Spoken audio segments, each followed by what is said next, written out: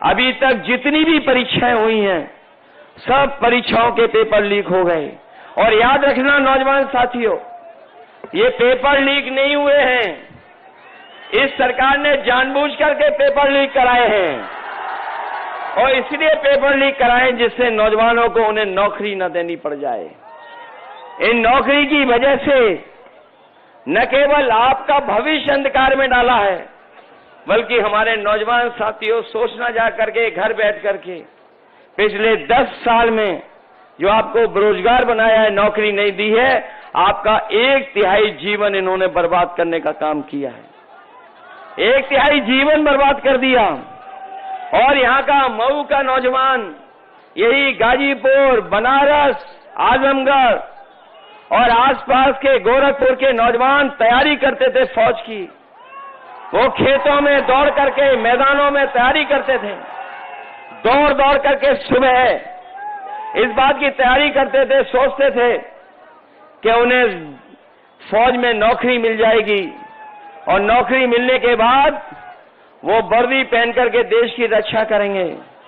लेकिन इस सरकार ने ये जो आधी अधूरी नौकरी की व्यवस्था की है, जो अग्निवीर वाली व्यवस्था की है, हमारा नौजवान जानता होगा, ये जो अग्निवीर व्यवस्था है, इसमें न पक्की नौकरी मिलनी है, न नौकरी अगर मिल भी गई और फौज में अगर चले भी गए और अगर शहीद हो गए, तो न केवल आपको धोखा मिलेगा वहां पर, न शहीद का दर्जा मिलेगा, न सुविधाएं मिलेंगी, और आपको कोई सम्मान भी नहीं मिलेगा। इसलिए समाजवादी पार्टी और इंडिया गठबंधन अपने नौजवानों को कह के जा रही है कि जब कभी भी सरकार बनेगी 4 तारीख को, ये अग्निवीर व्यवस्था हमेशा हमेशा के लिए खत्म हो जाएगी,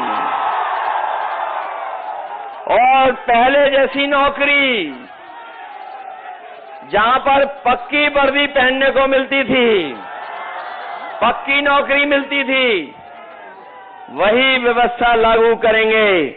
और न केवल व्यवस्था लागू करेंगे, बल्कि हम लोग तमाम नौजवानों को जिनकी भर्ती छूट गई है, उम्र की भी छूट देंगे, संख्या भी बढ़ाएंगे, जिससे ज्यादा से ज्यादा लोगों को, नौजवानों को नौकरी मिल जाए और वर्दी पहनने को मिल जाए।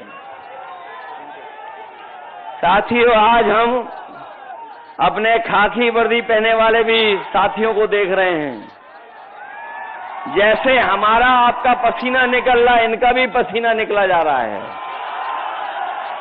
और ये भी चिंता में हैं कि अभी तो फौज की नौकरी हुई है 4 साल की, ये बीजेपी वाले कहीं आ गए तो हो सकता है खाकी वर्दी पहनने वालों की भी नौकरी 3 साल की कर दें। इसलिए हम इन्हें, अपने खाकी पहनने वालों को भी सावधान करने आए हैं। जब ये बात मैं कहता हूं तो ये पत्रकार साथी पूछते हैं हमसे कि बताओ कैसे हो जाएगी ये हमारे खाकी वर्दी पहनने वालों की, तो मैं उन्हें जवाब में कहता हूं कि बताओ अभी तक जो बीजेपी ने फैसले लिए हैं, क्या आपको पता था वो ऐसे फैसले ले लेंगे? क्या आपको पता था कि रेलवे स्टेशन बेच देंगे? क्या आपको पता था ट्रेनें बेच देंगे? क्या आपको पता था हवाई अड्डे बेच देंगे? क्या आपको पता था कि हवाई जहाज बेच देंगे? क्या आपको पता था कि इलाहाबाद बैंक बिक जाएगी? क्या आपको पता था कि सरकारी नौकरी संविदा पे चली जाएंगी? क्या आपको पता था कि बोरी से चोरी हो जाएगी? क्या आपको पता था कि जीएसटी लगा देंगे और सब महंगा कर देंगे? क्या आपको पता था कि डीजल पेट्रोल महंगा हो जाएगा? क्या आपको पता था कि आधी रात नोटबंदी हो जाएगी? तो जब नहीं पता था और नहीं पता था अग्निवीर का, तो हो सकता है बीजेपी वाले खाकी वर्दी पहनने वालों की भी नौकरी 3 साल की कर दें। इसलिए हम इन्हें भी सावधान करने आए हैं। बताओ बोरी से चोरी हो गई कि नहीं हो गई? पहले कितने किलो की चोरी हुई और फिर कितनी हो गई? हो गई 10 किलो की चोरी। और हम तो कई बार कह चुके हैं, ये बोरी की चोरी बीजेपी वाले पार्ले बिस्किट पैकेट से सीख के आए हैं। जिन्होंने कभी बाजार में देखा होगा, पहले बिस्किट का पैकेट कितना बड़ा आता था? बताओ, इतना बड़ा आता था कि नहीं आता था? और जैसे जैसे महंगाई बढ़ी और उन्होंने मुनाफा कमाना शुरू किया, बताओ बिस्किट पैकेट कितना छोटा हो गया? बताओ, 5 बिस्किट का पैकेट हो गया कि नहीं हो गया? ये लोग आ गए तो हो सकता है 1 बिस्किट वाला पैकेट मिले। मैं देख रहा हूं ये टैटू गैंग बिस्किट का पैकेट दिखा रहा है। अभी तो 5 का हुआ है, खोल के देखो कितने का है। अभी तो 5 का हुआ है, आने वाले समय में 1 का हो जाएगा। बताओ, आपके गैस का सिलेंडर कहां पहुंच गया? और ये नौजवान हमारे जो मोटरसाइकिल खरीदते थे, पहले कितने की आती थी और आज कितने की आ रही है? 1 लाख हो गई कि नहीं हो गई? और याद कीजिए, जब चुनाव था 2022 का, तो ये राशन में क्या क्या दे रहे थे आपको? राशन में दाल दे रहे थे, चना दे रहे थे, रिफाइंड तेल दे रहे थे, नमक दे रहे थे। और बताओ आज क्या दे रहे हैं राशन में? राशन में भी कटौती हो गई कि नहीं हो गई? इसलिए समाजवादी पार्टी और कांग्रेस और इंडिया गठबंधन ने तय किया है कि अपने गरीबों के लिए भरपेट भोजन हो जाए पूरे परिवार को, इसलिए राशन को बढ़ाने का काम करेंगे, गुणवत्ता अच्छा करेंगे। और जिस तरीके से संपन्न लोग आजकल बाजार में पैकेट का आटा खरीद रहे हैं, जो गुणवत्ता में अच्छा है और पौष्टिक भी है, तो हम अपने गरीब परिवार के लोगों को भरोसा दिला के जा रहे हैं। जहां राशन बढ़ेगा, मात्रा बढ़ाएंगे, गुणवत्ता ठीक करेंगे और पैकेट के आटा के साथ साथ आपको डाटा भी फ्री देने का काम करेंगे। आटा आपके स्वास्थ्य को बेहतर रखेगा और डाटा आपको आपके मोबाइल चलाने के काम आएगा और उससे जानकारी हासिल कर लोगे। जो पढ़े लिखे नौजवान हैं वो नौकरी ढूंढ लेंगे, ऑनलाइन पढ़ाई भी कर लेंगे और कोई जरूरत होगी, जानकारी हासिल करना चाहेंगे तो बताओ हासिल कर लोगे जानकारी कि नहीं कर लोगे? इसलिए राशन के साथ साथ पैकेट का आटा जो पौष्टिक होगा, आटा के साथ डाटा भी फ्री देने का काम करेंगे। याद होगा समाजवादी साथियों ने लैपटॉप दिया था और जहां लैपटॉप मिला होगा जिन साथियों को, वो अभी भी चल रहा होगा और जिनके परिवार में वो पहुंचा होगा, जब ऑन करते होगे तो नेताजी और हम लोग ही दिखाई देते हैं, लेकिन उसकी भी इन्होंने नकल कर ली। बताओ नकल कर ली कि नहीं कर ली? हम लोगों ने दिया था इतना बड़ा लैपटॉप, इन्होंने कितना दे दिया? और इतना रद्दी दिया है कि उंगली घिसते रहो, चलता ही नहीं है। बताओ सब व्यवस्था खराब कर दी कि नहीं कर दी? समाजवादियों ने एम्बुलेंस दी थी, एम्बुलेंस भी हम नहीं पहुंचती गांव। और जो 100 नंबर वाली गाड़ी दी थी, जो अब 112 कर दी, और जब से 100 से 112 की है सरकार ने, हमारे पुलिस के भाइयों को लगता है कि उन्हें भी रेट बढ़ा लेना चाहिए। बताओ रेट बढ़ा लिया कि नहीं बढ़ा लिया? और केवल भ्रष्टाचार यहां नहीं बढ़ा है, बताओ इलेक्टोरल बॉन्ड लेकर के न केवल बीजेपी की इलेक्टोरल बॉन्ड से पोल खुल गई है, बल्कि जो जो लोग जान गए हैं कि किस तरीके से इन्होंने पैसा वसूला है, बताओ इन बीजेपी वालों का बैंड बज गया कि नहीं बज गया इलेक्टोरल बॉन्ड से? और जहां इन्होंने बड़े बड़े लोगों से लिया पैसा, लेकिन इन्होंने उन्हें भी नहीं छोड़ा, वैक्सीन वालों को। याद है आपको? और हमें सबको वैक्सीन लगवा दी, कोई बचा तो नहीं जिसको वैक्सीन न लगी हो। सबको वैक्सीन लगवा दी। और हमारे जो पुलिस के भाई लोग हैं, ये लगवाना नहीं चाहते थे, इनको भी वैक्सीन लगवा दी। और बताओ, वैक्सीन लगने से जान को खतरा हो गया कि नहीं हो गया? और सुनने में आया है कि जिन्होंने वैक्सीन लगवा ली है उन्हें बीमारी होने जा रही है। न केवल बीमारी बल्कि हार्ट अटैक भी हो रहे हैं। बताओ, ये व्यवस्था की बीजेपी ने कि नहीं की? और सच्चाई तो ये है कि आज सब दवाई महंगी हो गई हैं।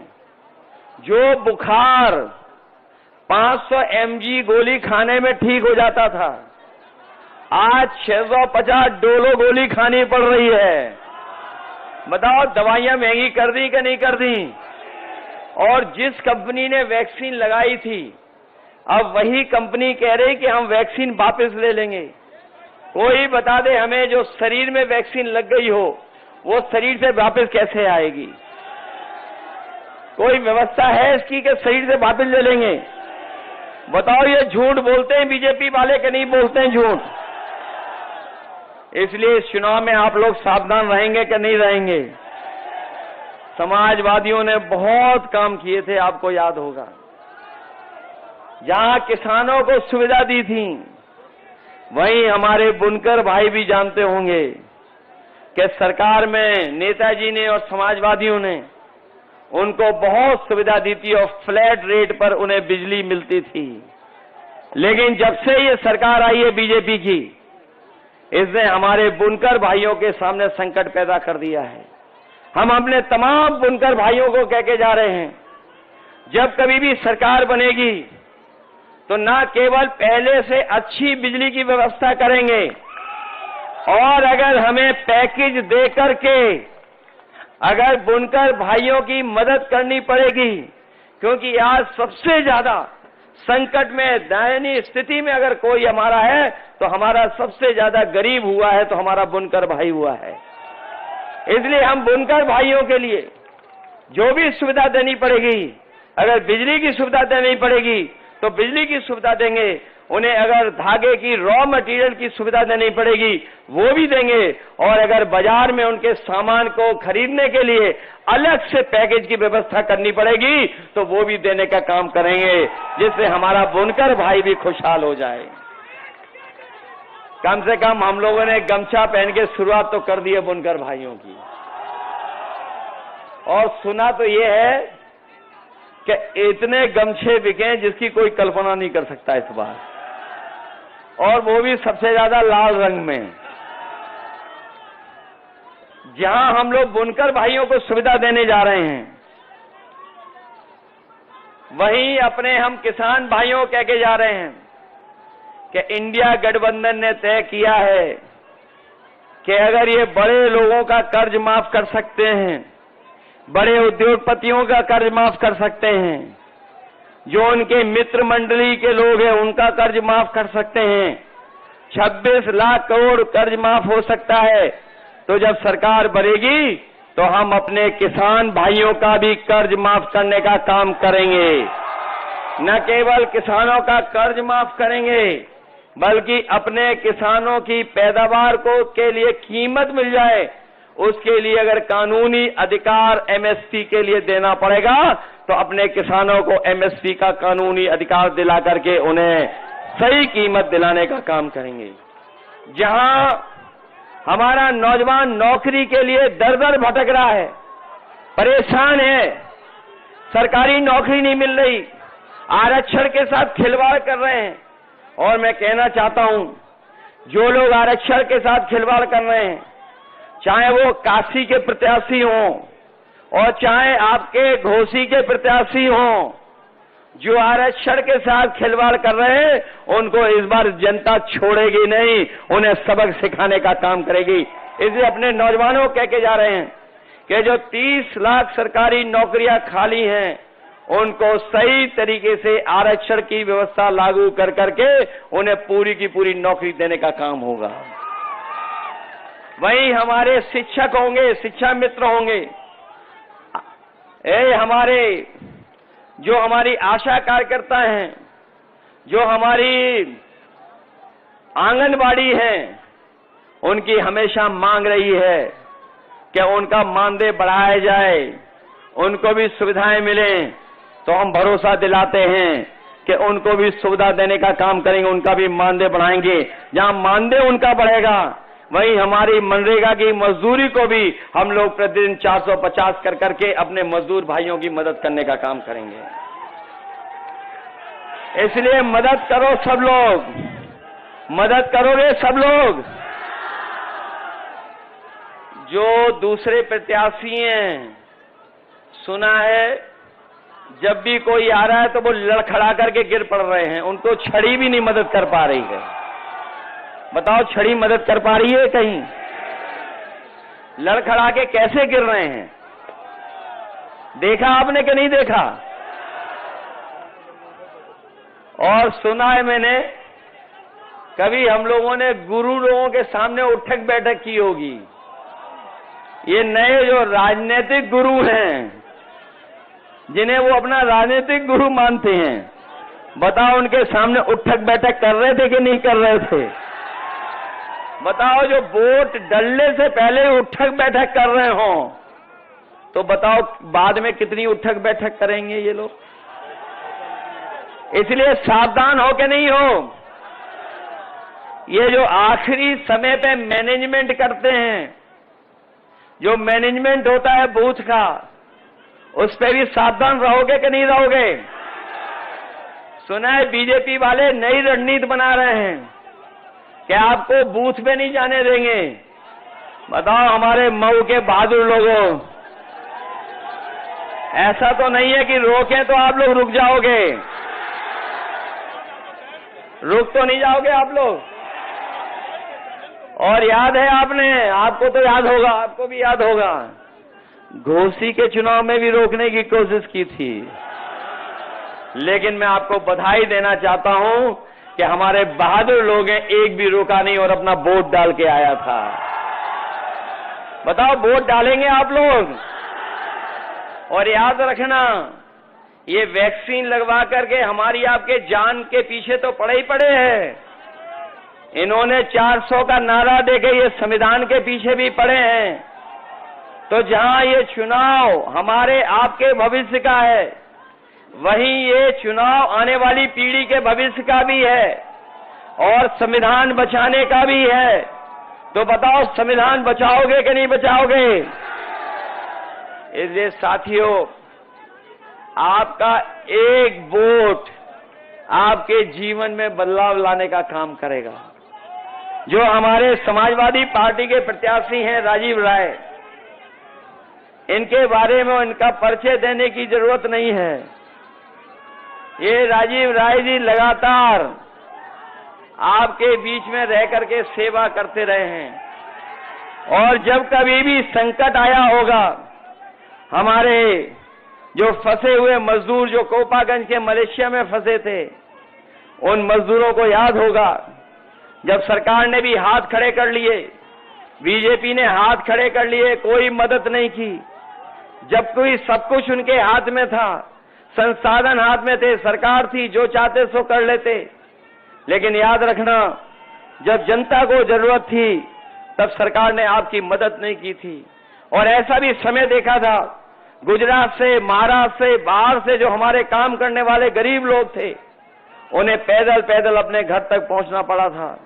उस समय अगर किसी ने मलेशिया से मजदूरों को बुला करके और पूरे कोरोना काल में जो सहयोग और मदद करने का काम किया, दवाई से लेकर के सुविधा अगर किसी ने की थी, तो राजीव राय करते रहे थे, लगातार आपकी मदद करते रहे थे। इसलिए मुझे पूरा भरोसा है कि जहां आप राजीव राय जी की मदद करने जा रहे हैं, वहीं आप लोग समाजवादी पार्टी की भी मदद करना। बताओ, ये राजीव राय जी समाजवादी पार्टी के प्रत्याशी हैं, इनका चुनाव चिन्ह याद है? और आप लोग तो जानते होंगे कि आप में से बहुत से लोग चाहते थे कि गठबंधन हो जाए। बताओ गठबंधन हो गया कि नहीं हो गया? बताओ गठबंधन से ही लोग घबरा गए कि नहीं घबरा गए? और इतने घबराए हैं कि इतने लड़खड़ाए कि इन्हें ये भी मदद नहीं करेगी अब। बताओ लड़खड़ा गए कि नहीं लड़खड़ा गए? और ये ऐसे हैं, स्वार्थी लोग हैं। बताओ, स्वार्थी लोगों से बचाओगे कि नहीं बचाओगे? पुराने स्टेटमेंट तो याद होंगे। बताओ, बीजेपी के लिए क्या कहते थे ये कि चल सन्यासी मंदिर में, और हमारे साथियों गूगल करके या यूट्यूब पे गाना सुन लेना। पहली लाइन तो हम और आप लोग कह सकते हैं, दूसरी लाइन तो कोई भी नहीं कह सकता है।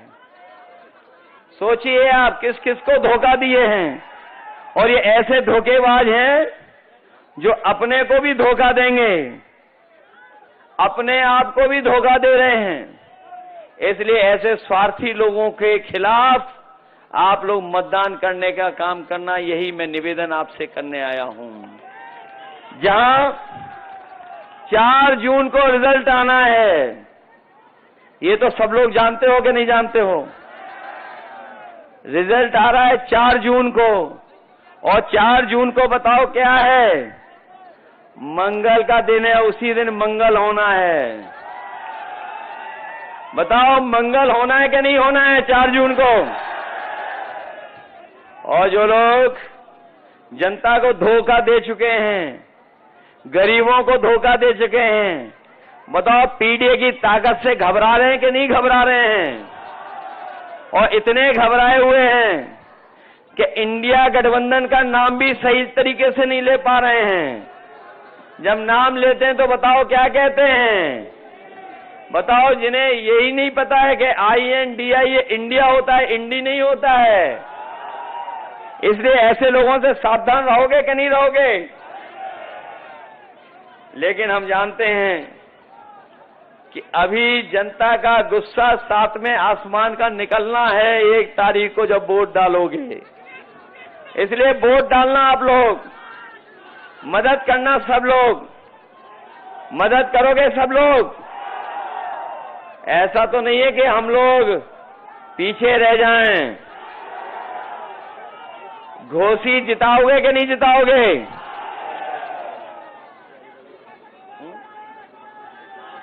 अभी तक तो मैं ये सोचता था कि सभी सीटें हम लोग जीतने जा रहे हैं। अभी तक तो मैं सोच रहा था कि 1 सीट पर मुकाबला है, सभी सीटें इंडिया गठबंधन जीतने जा रहा है।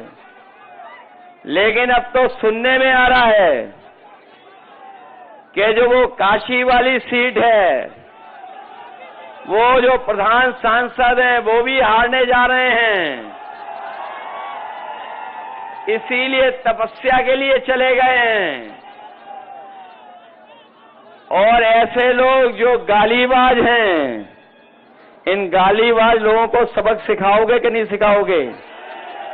तो ये मान लें कि घोसी ऐतिहासिक वोटों से जीतेगी। जिताओगे सब लोग? यही मैं आपसे निवेदन करने आया हूं कि राजीव राय जी को 1-1 वोट दे करके इन्हें जिताने के साथ साथ रिकॉर्ड मतों से जिताने का काम करना। बताओ, आसपास हम लोग जीत गए कि नहीं जीते हैं? आजमगढ़ जीत गए कि नहीं जीते? लालगंज, अंबेडकर नगर, बस्ती, संत कबीर नगर और गोरखपुर भी जीतने वाले हैं, क्योंकि गोरख धंधा चलने वाला नहीं है। तो घोसी पीछे तो नहीं रह जाओगे। और कन्नौज जीत गए कि नहीं जीत गए? मैनपुरी जीत गए कि नहीं जीत गए? तो सोचिए कितनी बड़ी गिनती हो गई अब हमारी। याद रखना, ये तमाम तरह की अफवाहें उड़ाएंगे, क्योंकि मीडिया मंडल भी इनके साथ है।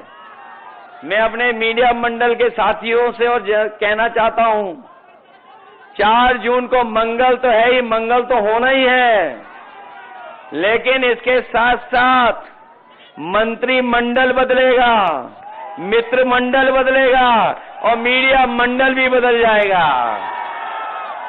इसलिए तैयार हो कि नहीं तैयार हो? इसलिए वोट डालिए साइकिल चुनाव चिन्ह पर। मुझे पूरा भरोसा है कि आप लोग रिकॉर्ड मतों से जिताओगे।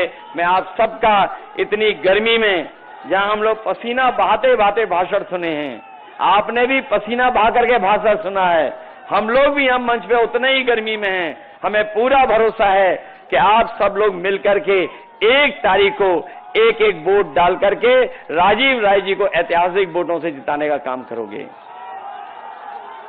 बहुत बहुत धन्यवाद। नौजवानों, भूलना नहीं, तुम्हारी इन्होंने नौकरी छीनी है, नौकरी छीनी है तो इनकी सरकार छीन लो। हेलो हेलो, छीनोगे कि नहीं छीनोगे? और गालीबाजों को सबक सिखाओगे और धोखेबाजों को। इसलिए बहुत बहुत धन्यवाद आपका।